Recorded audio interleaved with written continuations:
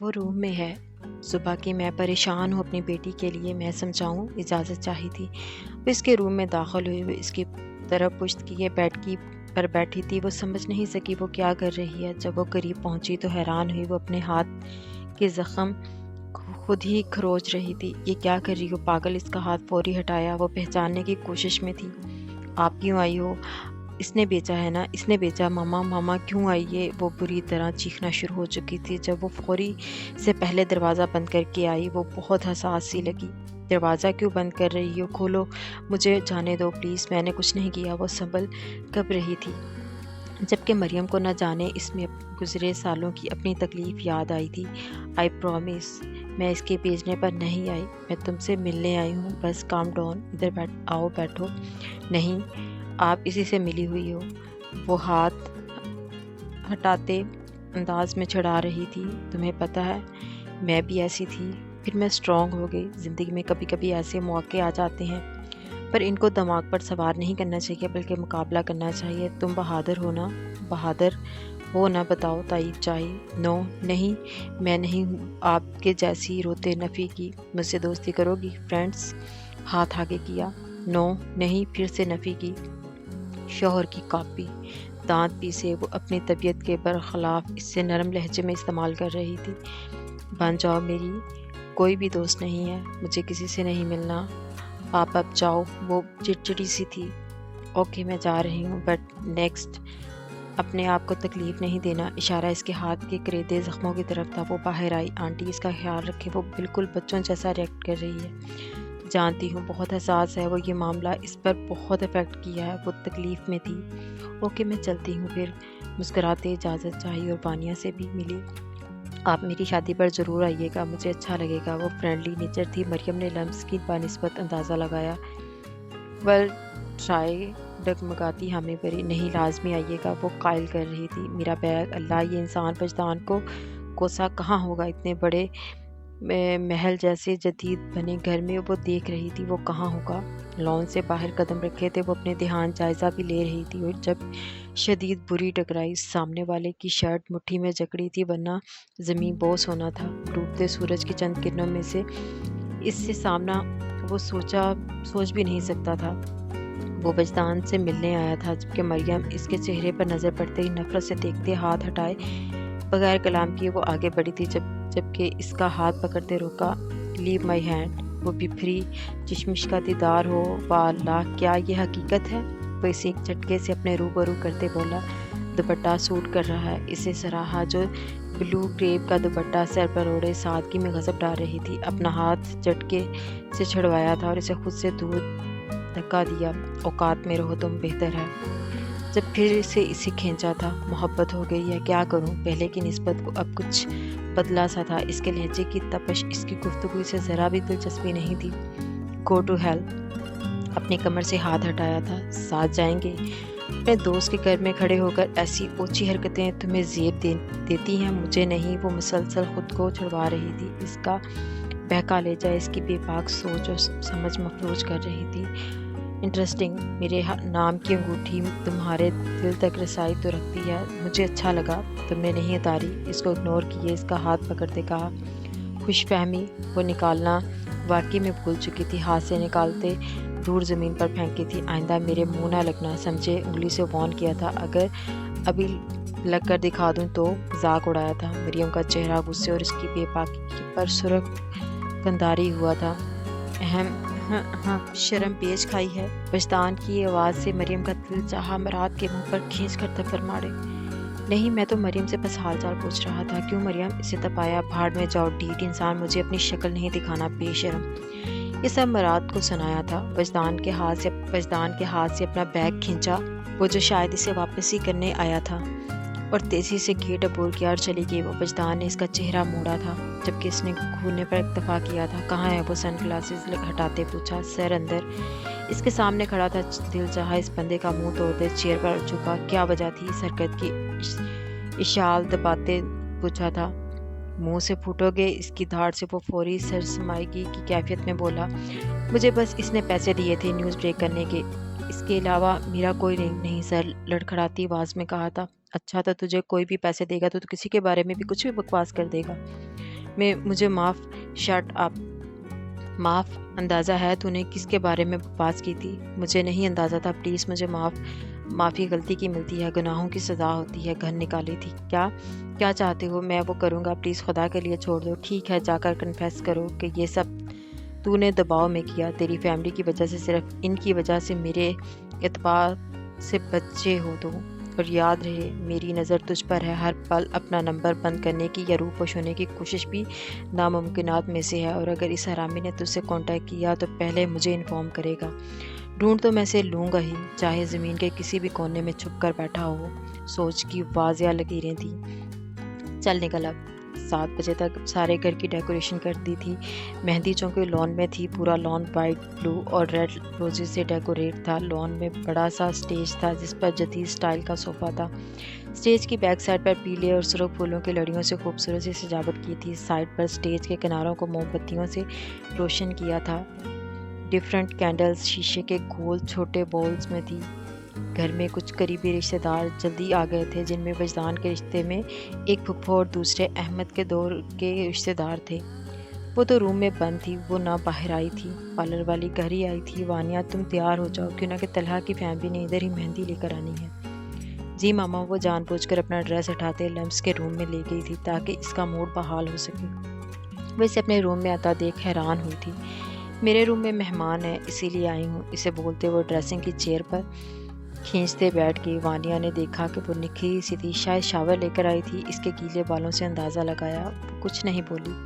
تم کتنی بے مربت ہو لمس، میری اکلوتی دوست نے مجھے شادی پر نہیں بلایا۔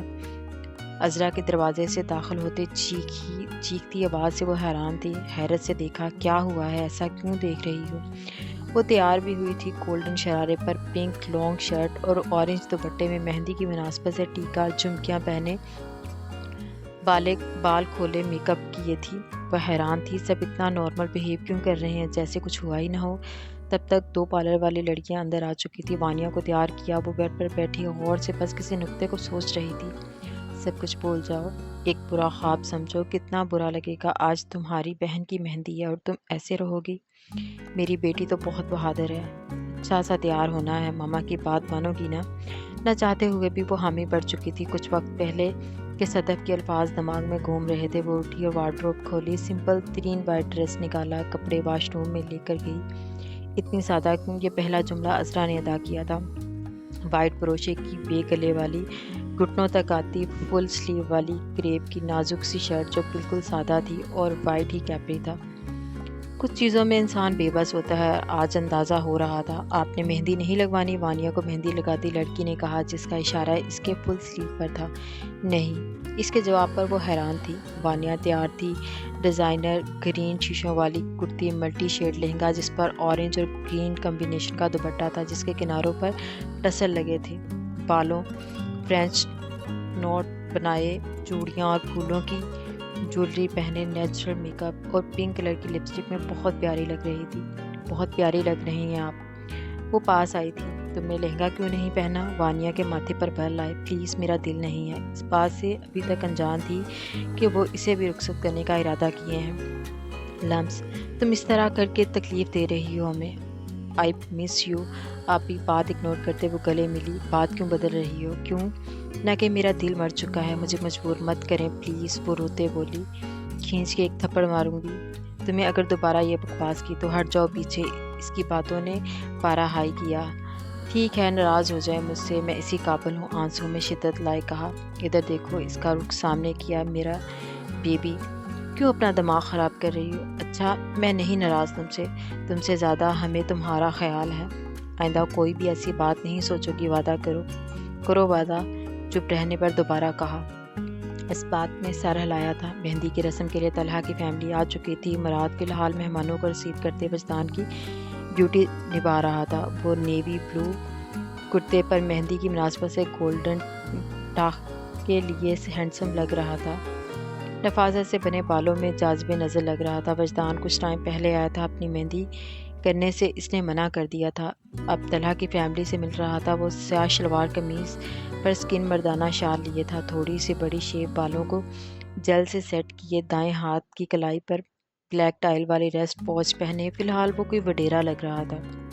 چہرے پر ہلکی سی مسکراہٹ سجائے وہ سب سے مل رہا تھا۔ نوٹ بیڈ میں سوچ رہی تھی یہ سادہ سا ڈریس کیسے پیارا لگ سکتا ہے مہندی پر لٹرلی یہ رنگ آپ ہی کے لیے بنا ہے۔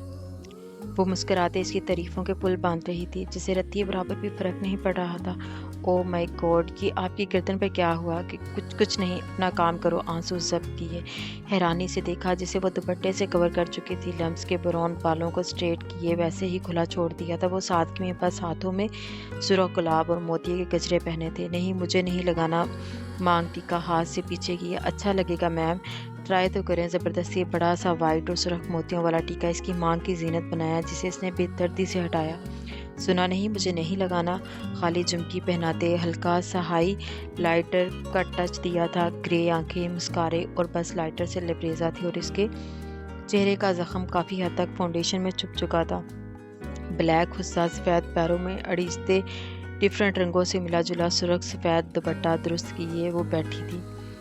وہ ارد گرد دیکھ رہا تھا، شاید اس کے انتظار میں تھا۔ وہ نہیں آئے گی، دل نے دہائی دی تھی۔ مراد بے دل سا ہوا۔ وانیا ہاں وہی بلائے گی اسے۔ کچھ ٹائم بعد وہ دل کے ہاتھوں مجبور ہو کر وہ اسے ڈھونڈ رہا تھا۔ لڑکیوں کے جرمٹ میں وانیا کو طلحہ کے ساتھ سٹیج پر لا کر بٹھایا تھا۔ وہ کہاں تھی؟ وہ اسے نظر نہیں آ رہی تھی جو اس کا چین سکون سب کچھ تھی۔ منتظر نگاہیں پلٹ کر واپس آ رہی تھی۔ وجدان کی بے بسی اس ماحول میں بڑھ رہی تھی۔ کچھ لوگوں نے اس کے بارے میں پوچھا تھا جسے وہ خود اچھے سے کور کر چکا تھا۔ صدف آپ کی بہو کہاں ہے؟ نظر نہیں آ رہی۔ مراد کی ماں نے پوچھا تھا، وہ اسے بھول گئی تھی۔ میں لے کر آتی ہوں، یہی ہوں گی۔ بات کو کور کیا، کتنا سمجھایا تھا پر وہ لڑکی۔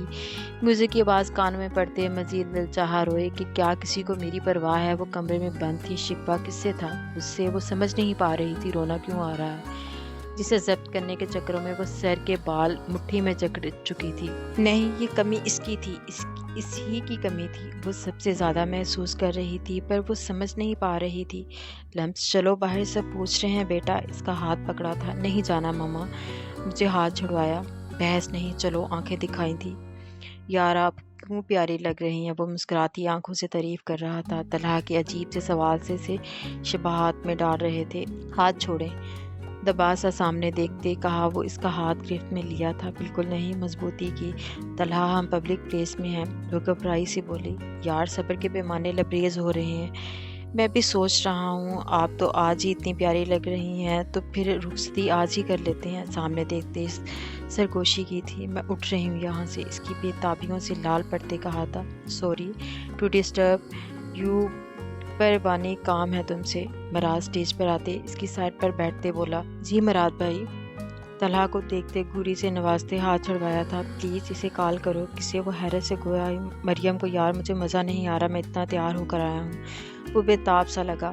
اوہ تو دال پوری کالی ہے۔ وہ اپنی دلہن ہونے کا لحاظ کرتے آہستہ مگر ہنستے بولی تھی، ابھی تو نہیں پر وہ آئے گی تو ضرور کالی ہو جائے گی۔ اچھا میں کرتی ہوں۔ وہ اسے بھولی تھی۔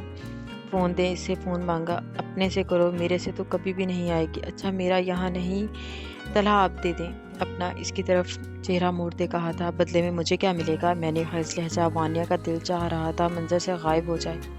چلو جی، یہ اتنی پیاری بہن آپ جیسے کو گفٹ کرتی ہے، کر تو رہے ہیں۔ مراد نے بےزری سے لقمہ دیا۔ میں تمہیں جن لگتا ہوں؟ طلحہ نے مصنوعی غصہ دکھایا۔ او نہیں، وہ کون سا باز آنے والا تھا۔ بس پلیز طلحہ آپ بہت ہینڈسم ہیں۔ مراد بھائی ایویں ہی تنگ کر رہے ہیں، اب فون دیں۔ لڑائی کی جڑ ختم کی تھی۔ واہ واہ کیا کہنے، تم تو ابھی سے شوہر کی۔ بس زیادہ بولنے کی ضرورت نہیں ورنہ میں نے مریم کو کال نہیں کرنی۔ وانیا نے شرم ہٹاتے بات کاٹتے کہا تھا۔ ایک عین تھی پھر شین تھا، کچھ آگ تھی کچھ راکھ تھی، ایک دہشت تھا ایک بحر تھا، صحرا بھی تھا اور پیاس تھی، پھر ایک خلا بے انتہا سا، ایک بند گلی سا راستہ، ویرانیاں تنہائیاں، پھر کاف تھا، پھر سارا منظر راکھ تھا، سب خاک تھا، بس عشق تھا بس عشق تھا۔ وہ سامنے تھی، سفید لباس میں روح میں اترتے سکون کی طرح کوئی پری ہی تو لگ رہی تھی جو شاید اس کے دل کی دنیا میں قبضہ کر چکی تھی۔ کبھی کبھی مجھے ایسا لگتا ہے میرے دل کی شریانوں میں صرف 1% خون، باقی 99% تمہارا قبضہ ہے۔ لب خود ہی مسکرائے تھے۔